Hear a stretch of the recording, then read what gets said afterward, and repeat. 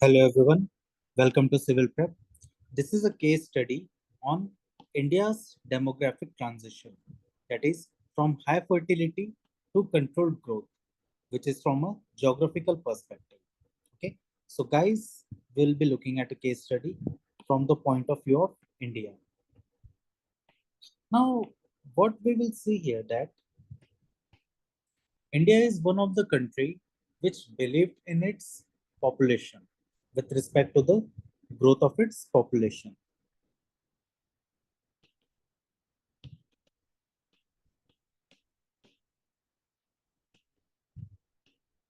With respect to population control,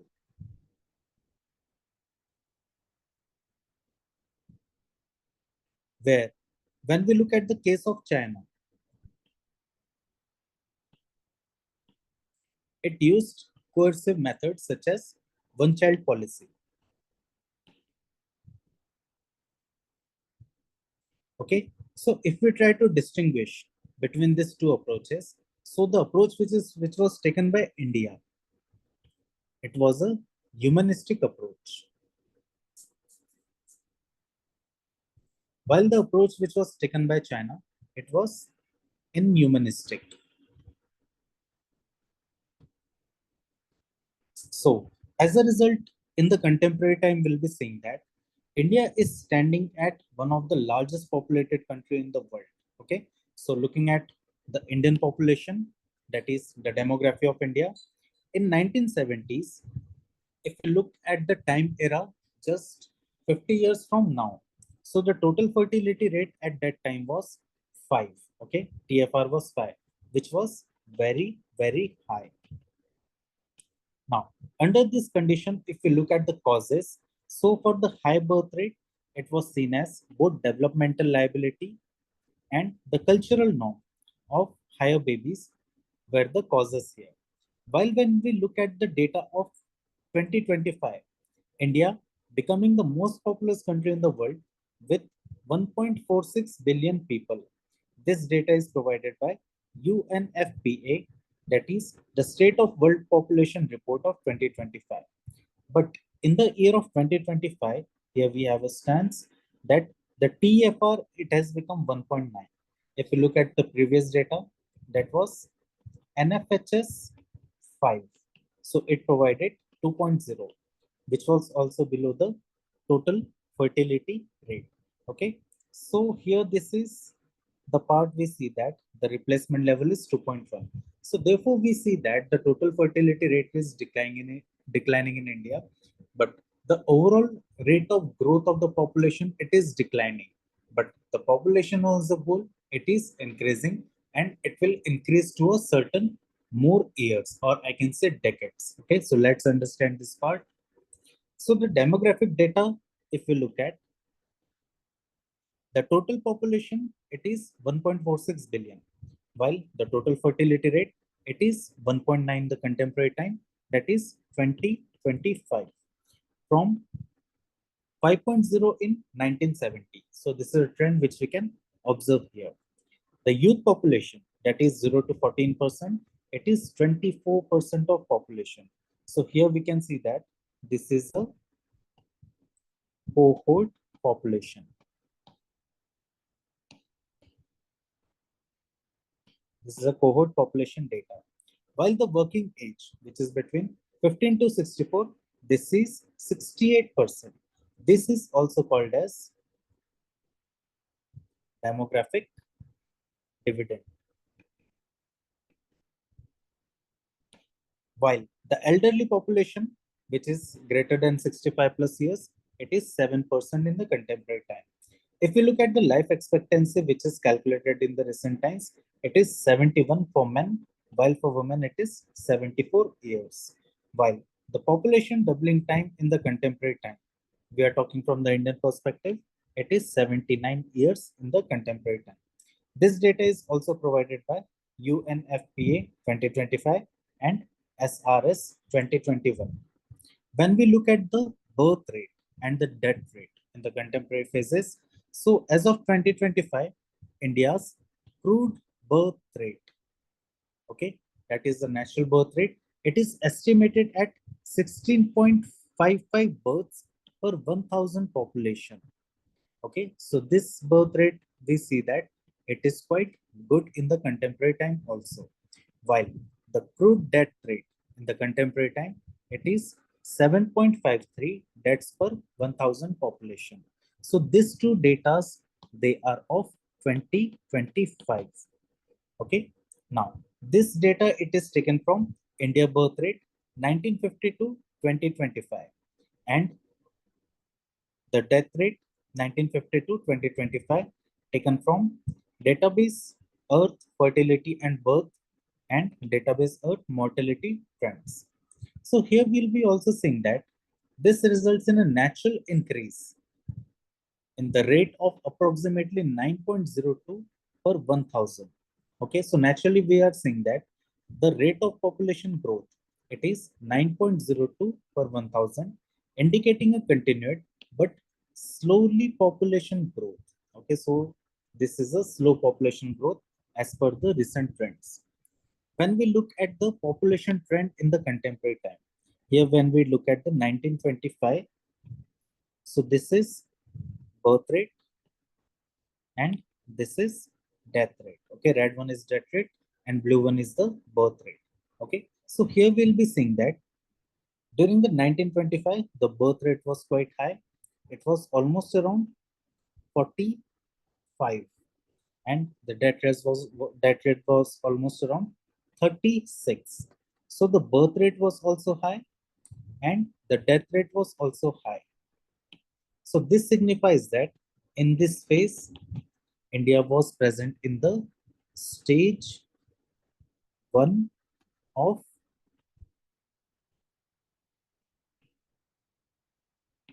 demographic transition model. Okay, demographic transition model. So here we'll be seeing that after a certain period of time, there is a decline in the birth rate and death rate is taking place here, which is taken place simultaneously. So here we are seeing in the contemporary phase after the 2015 that the birth rate here we can see it is standing almost at around 9, and the birth rate it is almost standing at around 16. So this is the current trend of the birth rate and death rate, and in near future we'll be seeing that it is 7. The death rate it is 7 in the contemporary time. So in the near future we'll be seeing that there will be again decline in the birth rate because the total fertility rate it is declining, and the death rate it will also try to increase further, because what will happen here, as we are seeing that the elderly population it is around 7%. So from 7% it will increase to 10 to 12% in near future. So because of this elderly population increase, the death rate will increase in further, and the gap between the birth rate and death rate it will decline in future. So therefore we'll be seeing that this phase, okay, this is the current stage, it is the stage 3. After stage 3, when the birth rate and death rate, the gap between the two, it declines further, India will enter into the demographic transition of stage 4. So we can say here that it is just a decade or 2 decades we have here, where India will be entering into the stage 4 of the demographic transition. Okay. Now, when we look at the certain models, laws, and theories which are applied here. So first we'll be seeing the demographic transition theory. The demographic transition theory, which is provided by Warren Thompson, okay, where he specifies that India is currently specifying the stage 3 and stage 4 of the demographic transition. This stage 3 and stage 4, it is according to the various states. For example, Kerala, it is already in stage 4, while Uttar Pradesh, it is in stage 3 in the contemporary time. So here we see that the declining birth rate, it is total fertility rate is around 1.9. There is low stabilizing death rate and increase in life expectancy. As a result, the population momentum with an aging trend is seen ahead. The next is fertility transition model. So here the shift driven by female education, urbanization, and contraceptive access, this is resulting into the fertility transition here. It is linked to the Noston's theory. Economic development reduces fertility through the structural shifts, which is quite important from this perspective. Then we have Marx's perspective also. That is, India's population trajectory is not demographic accident. It is structurally embedded in capitalist political economy. Addressing population challenges thus requires redistributive justice, not merely fertility reduction. Okay, so this is another aspect. Here we can also add the Malthusian perspective.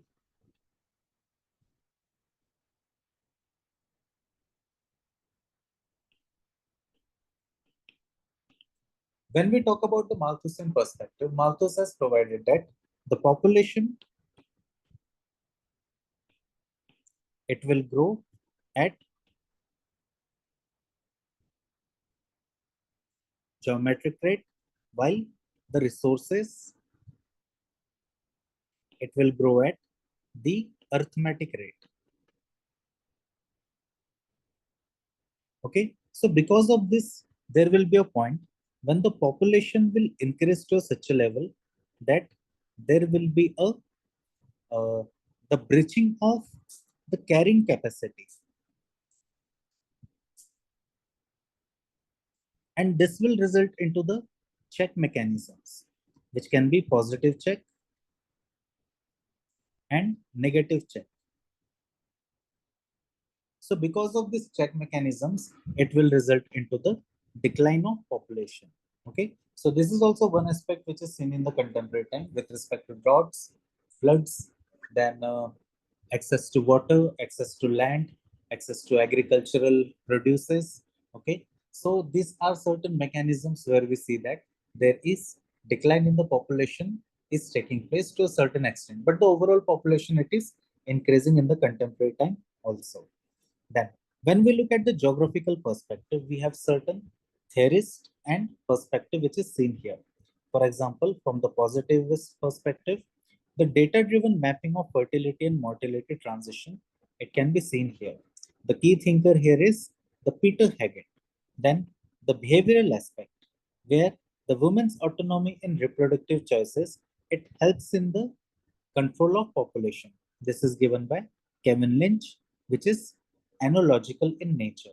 Then we have feminist geography, where the gendered access to education and healthcare affects fertility outcomes. We have seen that where the women are more educated, their marriages take a bit late. Okay, because of this, the number of children which are uh,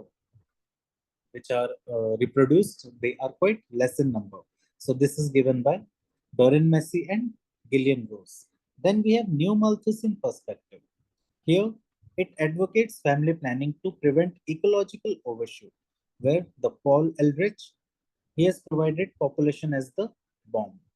Then welfare geography, which emphasizes equitable resource and service distribution during the demographic shifts, which is provided by David M. Smith. Now, moving further, we'll look at certain trends and spatial analysis. When we look at the states like Kerala and Tamil Nadu, which have reached below replacement fertility a decade ago, that is, Kerala is currently standing at 1.6 and Tamil Nadu at 1.7. So this is far below the total fertility rate. While certain states like Bihar and Uttar Pradesh still report total fertility rate above 2.1, that is 2.3 in the contemporary time. This data is given by NFHS 5, indicating regional demographic lag here. Then there is urban-rural divide also, where the urban total fertility rate, it is around 1.6 and rural total fertility rate is around 2.1. This is provided by SRS 2021. Then moving further, we have implications for development with respect to the population. When we look at the demographic dividend, we have 68% of population in the working age, that is 14 to 65 years. So this is basically a window which is provided to India in the contemporary time, where India can take a fast lane and achieve higher growth in a small period of time, which has potential for sustained growth if skills and jobs are aligning to each other. Then aging population. India must prepare for aging before affluences. Okay, we have one important theory here, that is I equal to PAT. So I is basically, it is impact, P is for population, A is for affluence, and T is for technology. What happens whenever a country is developing? So as the development occurs, the income rises. So when the income rises, it results into the part of affluence. मतलब कि ज्यादा खर्च करना, okay, ज्यादा खर्च करना, अपनी life standards को इंक्रीज करना, to increase the life standards, and low savings. So because of the low savings, the population which is in the older age bracket, okay, so they will suffer because of this affluency part. So therefore we have to look at aging before the affluence part. So certain policy directions are also provided with respect to strengthening reproductive rights and women's education, very much needed. Avoid coercive population control measures, okay, very much needed. We do not need to follow any policies which is based on, like on China, okay. Currently, China is suffering from very high disproportionality between males and females, okay. It is even higher than India. There, China, if you will look at a case study, I'll develop a case study on that part also. They are importing brides because China does not have enough girls and women so that all the men can be married in a certain age group. So the brides are imported from Vietnam, Cambodia, Laos, Myanmar, even India. Okay, so these are certain, Mongolia also. So there is a certain countries from where the brides they are being imported into China.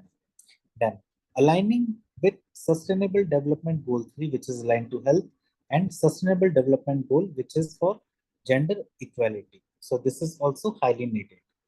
Then, if we look at the real world solution from the geographical perspective, so the first solution here we can find on women empowerment through education, which implement universal secondary education and promote skill building programs. So here we can see a example like Beti Bachao, Beti Padhao, and Skill India, which is targeting rural and semi-urban females. Kerala's female literacy of 95%. It correlates with the TFR of 1.6, as we have discussed before, with the NFHS 5 report of 2020-2021. Then, strengthen reproductive rights. So, according to the feminist geographers, Doreen Massey, expand free access to contraceptives, mobile health clinics, and culturally sensitive reproductive counseling in understanding in the undeserved districts also. So this is very much needed. And in India, we'll be seeing a case that ASHA workers, they deliver contraceptive kits and family planning support in Bihar and Chhattisgarh region so that the population could be controlled with respect to the cultural aspect, aligning with the cultural aspect of the region. Then, right-based population policies. Framing population policies within Sustainable Development Goal 3, that is good health, and Sustainable Development Goal 5, that is gender equality, focusing on choice and dignity rather than the coercive control here. So guys, this is one of the case study on the India's demographic transition from high fertility to controlled growth. So, guys, if you like this video, do like, share, and subscribe, and do comment that what did you like well in the video and what can be added here. If you feel something is missing, you can add in the comment box. Okay. So, guys, this is a perspective development, models and laws inclusion with respect to the population of India. So guys, all the best, take care and good night.